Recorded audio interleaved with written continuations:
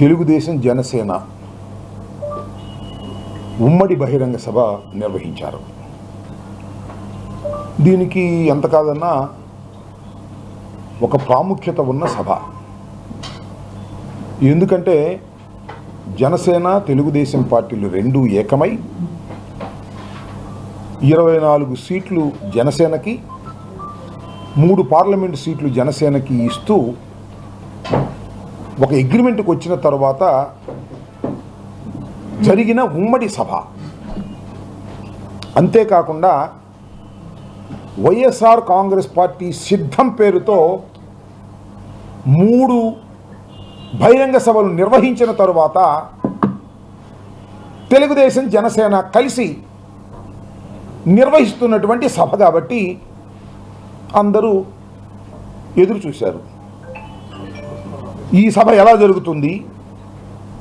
సిద్ధం సభతో పాటు పోటీగా జరుగుతుందా? జనసేన తెలుగుదేశం కార్యకర్తలు కలిసికట్టుగా వచ్చి ఈ సభను విజయవంతం చేస్తారా? ఏం జరుగుతుంది? తాడేపల్లిగూడెంలో జరిగేటటువంటి బహిరంగ సభలో ఏ సందేశాన్ని ఇస్తారు అనేటువంటి విషయాల మీద చాలా ఉత్కంఠతతో తెలుగుదేశం జనసేన కార్యకర్తలతో పాటు రాజకీయ విశ్లేషకులు, ప్రపంచం, తెలుగు రాష్ట్రం కూడా ఎదురు చూసింది. దానికి ఏదో పేరు పెట్టారయ్యా, తెలుగు జన విజయకేత జెండా సభ, తెలుగు జన విజయకేతపు జెండా సభ అని పెట్టారు. దాన్ని సింపుల్గా జెండా సభ అని పిలిచారు. ఈ జెండా సభ జరిగింది. ఎన్నింటి జరిగిందయ్యా?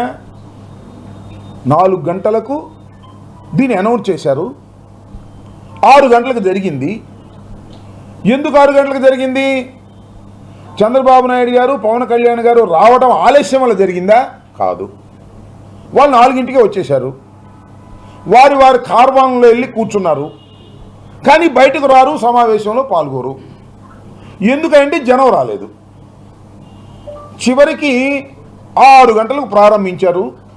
దాన్ని బట్టి ఎంత ఉత్సాహంగా జరిగిందో, ఏ మేరకు విజయవంతమైందో నేను ప్రత్యేకంగా చెప్పవలసిన అవసరం లేదు. 6 గంటలకు సభ ప్రారంభమైంది. అధినాయకులైనటువంటి చంద్రబాబు నాయుడు గారు, పవన్ కళ్యాణ్ గారికి ముందు చిన్న నాయకులందరూ కూడా మాట్లాడారు. వారి ఉపన్యాసాలు ప్రజలు విన్నారు. వచ్చిన జనం పవన్ కళ్యాణ్ గారి కన్నా ముందు చంద్రబాబు నాయుడు గారు మాట్లాడారు. చంద్రబాబు నాయుడు గారు, బాలకృష్ణ గారు, తెలుగుదేశం నాయకులు మాట్లాడుతూ ఏమన్నారంటే, పవన్ కళ్యాణ్ గారిని పవర్ స్టార్ అన్నారు. పవర్ స్టార్ అని పొగట్టం మొదలెట్టారు. కానీ పాపం జన సైనికులు వెళ్ళారే ఆశతో, కాస్తో కోస్తో ఏదైనా పవర్ షేరింగ్ గురించి మాట్లాడతారేమో, లేకపోతే హరిరామ జోగయ్య గారు ఇచ్చినటువంటి సందేశం మేరకు, సూచన మేరకు ఏదైనా వారు గెలిస్తే సస్తే ఏదైనా పవర్ ఇస్తారేమోనని పవర్ గురించి ఏమన్నా మాట్లాడతారనుకుంటే పవర్ గురించి ఏం మాట్లాడలా, పవర్ షేరింగ్ గురించి ఏం మాట్లాడలా. పవన్ కళ్యాణ్ మాత్రం పవర్ స్టార్ అని గ్యాస్ కొట్టే కార్యక్రమాలు మాత్రం చాలా పుష్కలంగా జరిగాయి. చంద్రబాబు నాయుడు గారు ఎప్పటి మాదిరిగానే ఆవేశంగాను జగన్మోహన్ రెడ్డి గారిని దూషించే కార్యక్రమాలు, పవన్ కళ్యాణ్ గారిని అప్పుడప్పుడు పొగిడే కార్యక్రమాలు, ఒక సుదీర్ఘమైనటువంటి ఉపన్యాసాన్ని చేశారు. చేస్తూ ఏమన్నారంటే, ఒకరి వెనకాల మేము ఒకరు నడవడం లేదు, ఇద్దరు కలిసికట్టుగా నడుస్తున్నాం, ఉమ్మడిగా నడుస్తున్నాం అన్నారు. బహుశా ఆ సమావేశానికి వచ్చిన జనం లేదా జన సైనికులు చెవుల్లో పూలు పెట్టుకొచ్చారనుకున్నారు ఏమో మరి. చంద్రబాబు నాయుడు గారు ఇద్దరు కలిసికట్టుగా నడుస్తున్నారంట. మొత్తం 175 సీట్ల నుండి 24 సీట్లు పవన్ కళ్యాణ్ గారు పార్టీ ఇచ్చారు. 25 పార్లమెంట్ సీట్లు ఉంటే 3 ఇచ్చారు. ఇద్దరు సమానమే, కలిసికట్టుగా నడుస్తున్నామని చెబుతుంటే నమ్మాలి జన సైనికులు అనేటువంటి పరిస్థితుల్లో చంద్రబాబు నాయుడు గారు తన చాకచక్యాన్ని, తన మ్యానిపులేషన్ని ఉపయోగించి చెప్పేటటువంటి ప్రయత్నం చేశారు.